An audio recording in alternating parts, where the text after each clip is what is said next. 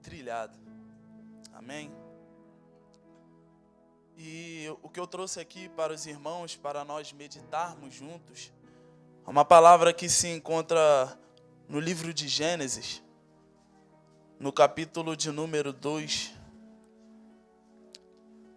Livro de Gênesis, capítulo de número 2, no qual nós estaremos lendo dos versos 15 ao verso 17. Mas antes de iniciarmos a leitura, enquanto os irmãos localizam o texto, eu gostaria de fazer alguns agradecimentos. Gostaria primeiramente de agradecer a Deus, por me conceder aqui mais um dia na sua presença, por essa oportunidade. Agradecer também e louvar a Deus pela vida da minha esposa, que está ali atrás na mídia, Costumo dizer que Yasmin, ela é uma bênção de Deus, mas não para aí. Yasmin é um mimo de Deus na minha vida, é um presente, é um privilégio, Sou muito grato por ter ela ao meu lado. E eu agradeço a Deus todos os dias. Eu gostaria também de agradecer a minha mãe, que fez a oração por mim, que me criou, que é uma pessoa... O único amor, irmãos, que se compara ao amor de Jesus, à luz da Bíblia, é o amor de mãe, que Jesus ele vai fazer essa comparação, E o amor que minha mãe tem por mim, o que eu tenho por ela, é muito grande. Eu sou muito grato, eu tenho uma sensação de dívida, de gratidão com a minha mãe. Te amo, mãe. Minha irmã que está ali, que hoje veio aqui ouvir a palavra de Deus, que Deus possa continuar te abençoando, irmã, eu te amo muito. Te amo demais. Falta palavras. Deus te abençoe, sinta-se à vontade, você está na casa do Senhor. Gostaria também de agradecer pastor Romualdo pelo convite, agradecer a ele que é meu amigo, é meu pastor, é meu padrinho de casamento, meu companheiro de futebol. Deus te abençoe, meu amigo, você, toda a sua família, todos que estão aqui na minha retaguarda, os pastores, o pastor Edson, o irmão Márcio, a irmã Geilza, que Deus abençoe vocês, trabalho maravilhoso. Quero agradecer também a liderança dessa igreja, pastor Eli, pastora Jane, pastor Peter, que provavelmente está nos assistindo. Deus abençoe, vocês são uma bênção. E todos os demais pastores e todos os irmãos que aqui se encontram. Sem mais delongas, Gênesis capítulo 2, verso 15 ao 17. Diz assim a palavra do Senhor. E tomou o Senhor Deus o homem e o pôs no jardim do Éden, para lavrar e o guardar. E ordenou o Senhor Deus ao homem, dizendo, de toda árvore do jardim comerás livremente, mas da árvore do conhecimento do bem e do mal, dela não comerás. Porque no dia em que dela comeres, certamente morrerás. E você dá glória a Deus. Amém. Amados, esse é um texto que é bastante conhecido, por todos. Acredito que por todos que aqui se encontram, é um texto que você em algum momento já leu isso, ou ouviu alguém falar sobre, ou algo relacionado ao livro de Gênesis, que é o primeiro livro da Bíblia, e é um livro que é muito conhecido, é o livro que vai falar sobre o início de todas as coisas, Para quem não sabe, Gênesis ele significa origem, início, começo, nascimento ou criação. Segundo a tradição judaica e cristã, esse livro ele foi escrito por Moisés, que foi o autor do Pentateuco. Para quem não sabe, Pentateuco é os 5 primeiros livros da Bíblia, nos quais são Gênesis, Êxodo, Levítico, Números e Deuteronômio. E Moisés ele escreve esse livro e essa passagem ela me chamou muita atenção. Deus ele colocou ela no meu coração para mim trazer para a igreja, A gente vai falar sobre ela, mas é importante nós voltarmos um pouco no capítulo de número 1, que é o início, que é onde Deus dá vida à terra, onde Deus faz divisão entre o céu, entre a terra, onde Deus cria todas as coisas. A Bíblia diz que no princípio Deus criou os céus e a terra. A Bíblia diz que Deus no início criou os céus e a terra. E isso me chamou bastante atenção também, né? Porque em determinados momentos que nós nos encontramos desamparados, que nós achamos que, ou perdemos até mesmo a nossa esperança, em momentos que a gente está aflito, angustiado e pensa que é o fim, a gente precisa voltar a examinar as Escrituras. Existe também umas ideologias que rondam por aí, que colocam o homem no centro de todas as coisas. Mas quando nós olhamos para esse texto, no capítulo de número 1, vai dizer que Deus criou os céus e a terra. Ele é soberano. Ele criou todas as coisas. Nada nós podemos. Nós não somos o centro de nada. O centro é Deus. Ele foi quem nos criou. Ele foi quem nos deu vida. Ele criou todas as coisas. E a gente vai ver que... Por que eu estou falando isso? Porque existem momentos na nossa vida da gente questionar, da gente duvidar da capacidade de Deus. Mas a verdade é que nós somos pó. E nós vamos falar sobre isso. Nós vamos ler esse texto que fala que Deus ele nos criou do pó da terra, né? Por mais correto que você seja, por mais justo que você seja aqui nessa terra, você continua sendo pecador e depende totalmente da misericórdia e da graça de Deus sobre a sua vida. Eu lembro do texto, no livro de Jó, eu lembro que Jó, ele passa por tribulações, passa por momentos difíceis em sua vida, e chega um determinado momento da vida dele que ele vai ficar tão atribulado, tão triste, por tantas acusações de amigos, por acusações até mesmo de sua esposa, por acusação de tantas pessoas. E no capítulo 23 do livro de Jó, é interessante que Jó ele vai pedir um tribunal a Deus. A Bíblia diz que Jó não teve nenhum pecado, mas Jó cometeu um erro. Perceba que eu disse que Jó não cometeu pecado, mas ele cometeu um erro. E são coisas diferentes. Jó, ele fala para Deus e pede um tribunal a Deus. Ele fala: Deus, quem me dera se eu pudesse se achegar ao seu tribunal. Ele cai nessa besteira de pedir um tribunal a Deus. Jó, ele era um homem íntegro, reto e temente, mas em determinados momentos da nossa vida nós fazemos igual Jó, questionamos, duvidamos, porque nós estamos passando por um momento difícil e dói na carne. Mas Deus, em toda a soberania, ele responde a Jó. No capítulo de número 38, ele vai falar com Jó. Jó, ele pergunta, eu posso conjecturar, Deus, ele pergunta, Jó, não peça tribunal, não faz isso. Mas Jó pede um tribunal a Deus. Jó tenta contender com Deus. E aí então que Deus fala, Jó, tu quer um tribunal? Quero. Tudo bem. Capítulo de número 38, Deus começa a questionar Jó. Jó, aonde é que tu estava? Quando eu criei os fundamentos da terra. Deus ele faz um monte de questionamentos para Jó, de perguntas, melhor dizendo, para Jó, e Jó não sabia responder. Porque Jó é criatura e Deus é criador. Porque Jó é limitado e Deus é ilimitado. Tem momentos que, em um desses momentos, Deus vai falar para Jó, Jó, porventura, Jó, você dá ordem aos trovões e ele chega e se apresenta diante de ti e diz, eis-me aqui.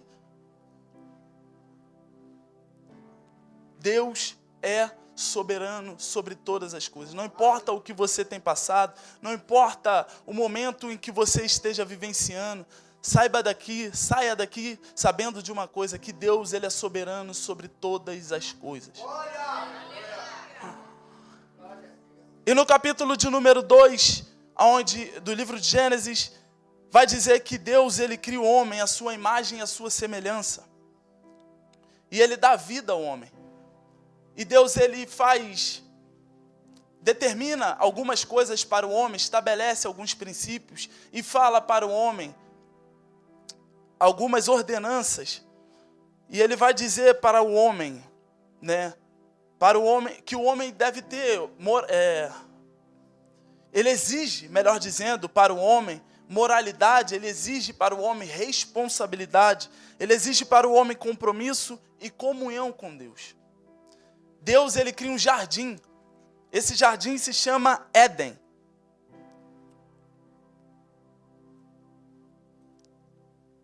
E Deus, ele cria esse jardim chamado Éden. E ordena para que o homem administrasse esse jardim, a saber, Adão. E o incrível é que teve recentemente aqui, né, um passeio onde a Yasmin, minha esposa, foi, minha mãe, alguma das pessoas que estão aqui foi, né? E eu vi algumas fotos, que coisa linda, que lugar lindo, lugar florido, né? Um lugar com árvores bonitas, um lugar muito lindo. E eu fiquei conjecturando ali comigo e pensando, se algo que o homem fez, se algo que o homem planejou, se algo que o homem criou é tão bonito, imagina o jardim do Éden. Aquele jardim era perfeito, aquele jardim era muito belo, mas pasmem, a coisa mais bela daquele jardim não era as flores, a coisa mais bela daquele jardim não era as árvores, a coisa mais bela daquele jardim não eram as plantas, a coisa mais bela daquele jardim era a comunhão entre o homem e Deus, era o relacionamento que o homem tinha com Deus, era a comunhão entre Adão e Deus. A Bíblia diz que Deus, ele descia naquele jardim todos os dias, no final da tarde, no início da noite, para se relacionar com o homem, para conversar com o homem, para dialogar com o homem, para ter uma comunhão com o homem. E o que era belo naquele jardim era essa comunhão. Mas a Bíblia vai dizer no capítulo 3, eu vou correr porque o tempo é curto. No capítulo de número 3, a Bíblia vai dizer que Deus, ele cria da costela do homem, ele cria Eva, a mulher. E aí, a Bíblia diz que havia uma serpente naquele jardim, uma serpente sagaz, a Bíblia vai dizer, que ela era astuta, que era uma serpente perigosa. E não é diferente nos tempos de hoje. Não é diferente. Existe uma serpente que está o tempo todo tentando fazer com que a gente não venha para o culto, fazendo com que a gente saia da presença de Deus, que a gente se afasta dos caminhos do Senhor. E é por isso que nós precisamos vigiar, a todo momento orar e nos consagrar a Deus. E essa serpente, ela faz morada na cabeça de Eva. Ela pergunta para Eva. Vamos ler o que ela pergunta para Eva. No capítulo de número 3, a serpente pergunta para Eva. Deus disse a você, não comereis de toda árvore do jardim? Mas nós lemos aqui, Deus não falou isso. Deus falou para comer livremente dos frutos de todas as árvores do jardim, exceto de uma. Mas a serpente é astuta. Ela fez com que Eva entendesse que Deus tinha falado para ela que não podia comer nada, que não tinha liberdade. Mas na verdade Deus deu liberdade. Podia comer de tudo quanto é fruto, menos da árvore do conhecimento do bem e do mal. E para resumir, a mulher come, cai na cilada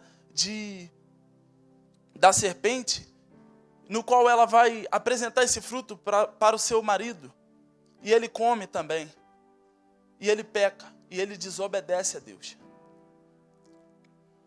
Mas Deus, em sua infinita misericórdia e seu compromisso que ele tem com a palavra dele, ele desce novamente naquele jardim e pergunta: onde está Adão?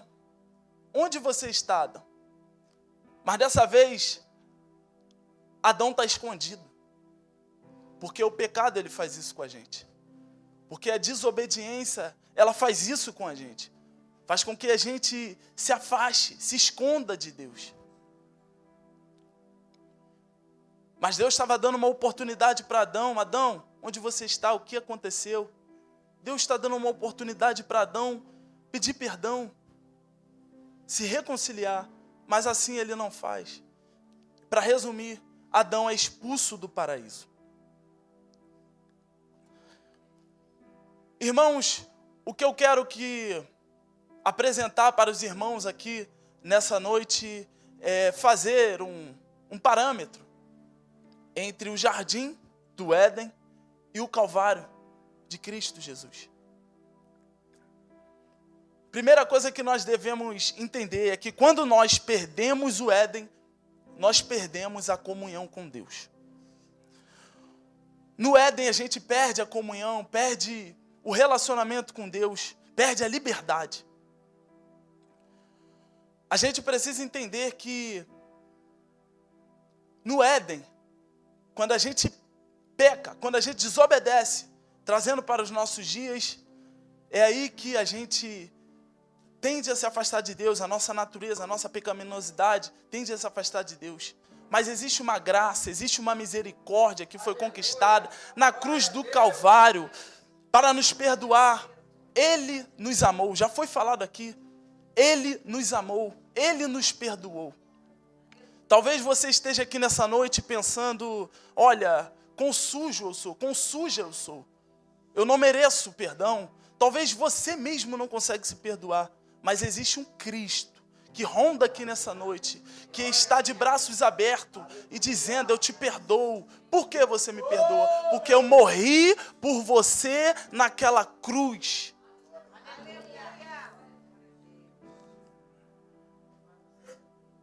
Quando o homem ele peca e desobedece a Deus no Éden, o véu também se fechou. Mas na cruz do Calvário, quando Cristo por nós, Ele morre e padece, o véu se rasga.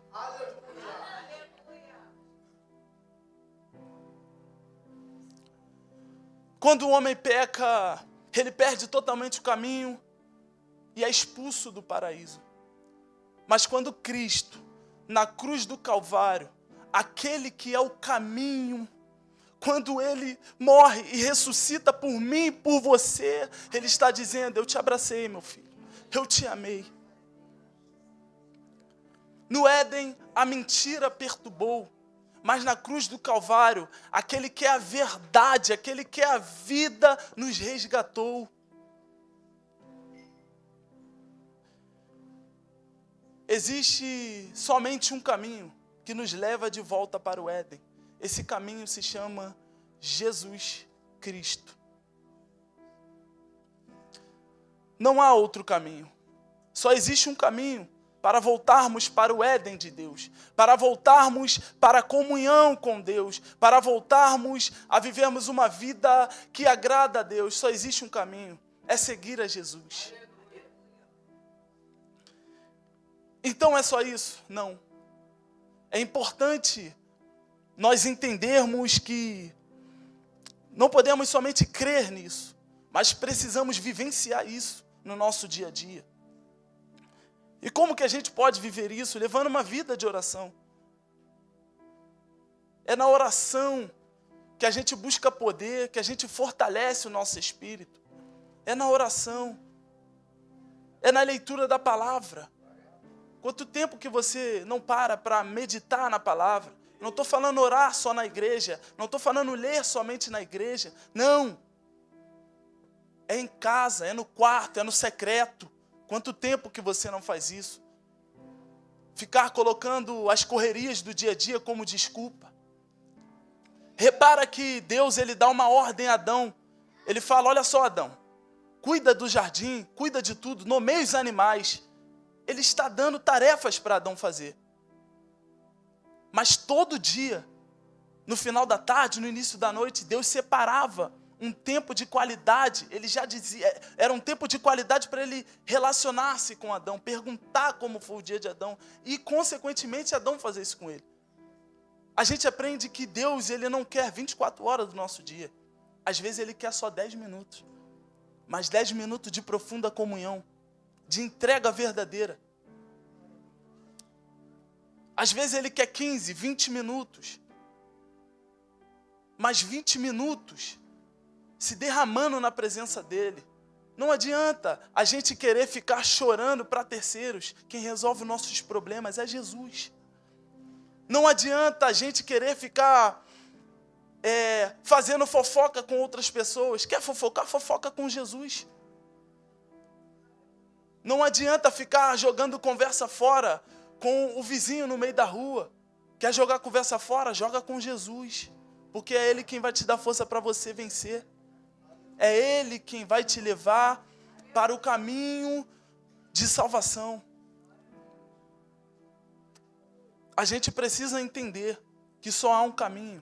E esse caminho é Jesus. Jesus é o caminho que nos leva de volta para um relacionamento sincero e profundo com Deus. Quando nós perdemos o Éden, o segundo ponto que eu quero tocar é que nós perdemos a liberdade. Repara que no verso de número 16, Deus vai falar: comerás livremente. Livremente. Existe aí uma falsa liberdade que ronda por aí. Que você é dono do seu corpo, que você é dono de si mesmo, que você pode fazer o que você quiser, que o que importa é você ser feliz. Mas isso não é verdade. Deus te trouxe aqui nessa noite para te dizer que aquele que quiser vir após mim, negue-se a si mesmo. Tome cada dia sua cruz e siga-me. Não caia nessa falsa ideologia de que você pode tudo, de que você é o centro. É mentira. Isso é mentira. Jesus é o centro da sua vida. Jesus é o dono da sua vida. Jesus é a razão pelo qual você e eu estamos aqui hoje. Quando nós perdemos o Éden, nós perdemos essa liberdade. Que liberdade é essa? A Bíblia vai dizer em 2 Coríntios, no verso de número 3, quer dizer, 2 Coríntios capítulo de número 3, a Bíblia vai dizer que onde há o Espírito do Senhor, ali é liberdade. E Deus te trouxe aqui nessa noite para te dizer que naquele momento em que Ele morreu e ressuscitou naquela cruz, o véu se rasgou e o Espírito Santo do Senhor agora habita sobre nós e nós temos liberdade. Liberdade para adorar esse Deus, liberdade para bendizer o nome desse Deus.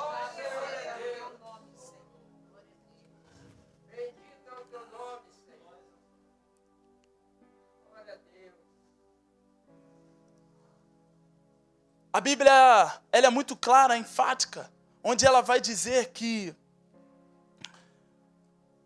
se o Filho nos libertar verdadeiramente, nós somos livres. E o Filho nos libertou, e é por isso que nós somos livres. Dizem que liberdade é fazer o que você quer, mas liberdade de verdade é fazer a vontade de Deus. Quantas pessoas dizem que têm liberdade, mas hoje em dia estão presas nas drogas?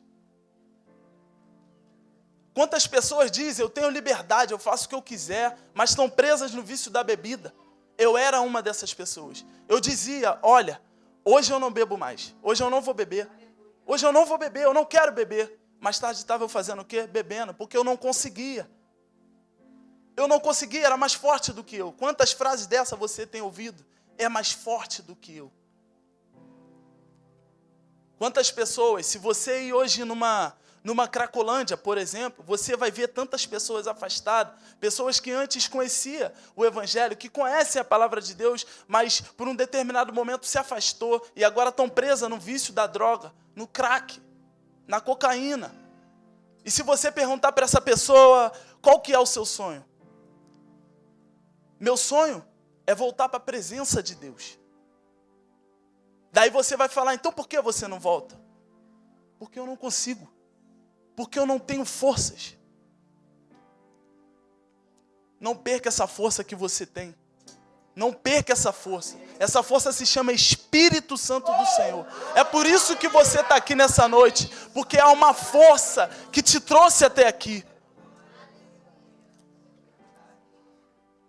Terceiro e último ponto que eu gostaria de meditar com você nessa noite é que quando nós perdemos o Éden, nós perdemos a paz.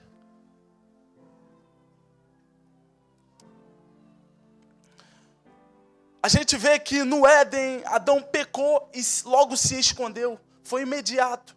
Quando ele peca, desobedece, obtém o conhecimento do que é o bem, do que é o mal, obtém o conhecimento até do que é ficar nu. Ele se esconde. Por que ele se escondeu? Porque ele perdeu a paz. Ele estava sem paz. Mas Deus te trouxe aqui nessa noite para te dizer que você tem paz com Deus. Deus te trouxe aqui nessa noite para te dizer que Ele te libertou. Ele te trouxe essa paz. Que paz é essa? É a paz que excede todo entendimento. Em qualquer momento que você esteja vivendo, em qualquer circunstância da sua vida, pode estar difícil, pode estar do jeito que for, mas o Espírito Santo te dá paz para você vencer nessa noite. A gente percebe que logo após Jesus, quando ele morre naquela cruz, ele ressuscita. Ele chega para aqueles discípulos. Os discípulos estavam com medo. Os discípulos estavam se escondendo. Eles tinham medo, os discípulos. Eles tinham medo de morrer. Eles tinham medo de falar de Jesus, porque falar de Jesus naquela época estava matando. E eles estavam sem paz. Mas que paz é essa? Logo assim que Jesus chega, já ressuscitado, chega naquela casa com os discípulos, o que Jesus diz? Paz seja convosco. Jesus sabe o momento em que nós precisamos de paz. Aqueles discípulos, eles precisavam de paz. E o que Jesus traz? Uma palavra de paz. Paz seja convosco.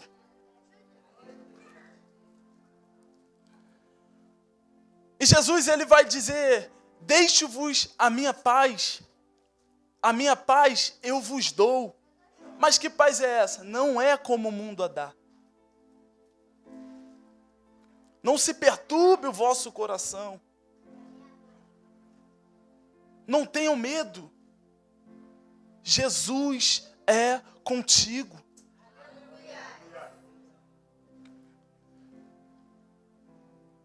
Nós precisamos, irmãos, entender que só há um caminho que nos leva de volta para o Éden, de volta para a comunhão com Deus, de volta para um relacionamento sincero com Deus. Não adianta, não tem outro caminho, não há outro caminho. Certa vez, lá em João 6,68, Jesus ele está falando, pregando sua palavra, e alguns dos que seguiam ele se retiraram dali, porque as palavras que Jesus estava pregando eram bem duras. Mas Jesus, ele pergunta para aqueles 12 escolhidos que sobrou ali com Jesus. E ele pergunta para aqueles discípulos, e vocês, também não querem ir? Se quiserem ir, pode ir. Aí se apresenta um discípulo, chamado Simão Pedro. Que eu já imagino e conjecturo, ele perguntando para Jesus. E dizendo, está difícil, realmente não é fácil. O que você prega, o que o Senhor fala, dói na minha carne, dói na minha alma.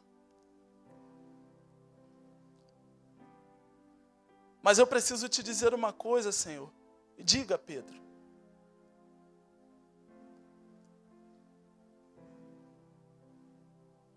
Para onde eu irei?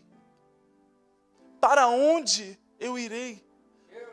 Para onde eu irei, Senhor? Se só tu tens a palavra de vida eterna, não há outro caminho, só há um caminho que nos leva de volta para o Éden. Jesus é o caminho, Jesus é a verdade, Jesus é a vida. Que essa paz que excede todo entendimento esteja agora sobre a sua vida, sobre a sua casa, sobre toda a sua família. Você está aqui nessa noite, orando pela sua casa, orando pela sua família, e Deus está dando vitória lá, vitória para o seu marido, vitória para a sua esposa, vitória para o seu filho, vitória para todos aqueles que você tem pedido a Deus. Ele está dando vitória, Ele está livrando, Ele está guardando. Sabe por quê? Porque você está aqui nessa noite. E a palavra de Deus diz que a oração de um justo pode muito em seus efeitos. E você é justo, porque quem te justifica é o Senhor Jesus. Você está aqui nessa noite, e essa paz está invadindo a sua casa, a sua família, o seu lar. Fique com essa palavra. Creia nisso, porque é vinda do Espírito Santo do Senhor. Creia nessa palavra. Que essa paz esteja com você. Não se esqueça de uma coisa. Jesus é o único caminho que nos leva de volta para o Éden. Eu agradeço a minha oportunidade em nome de Jesus. Estou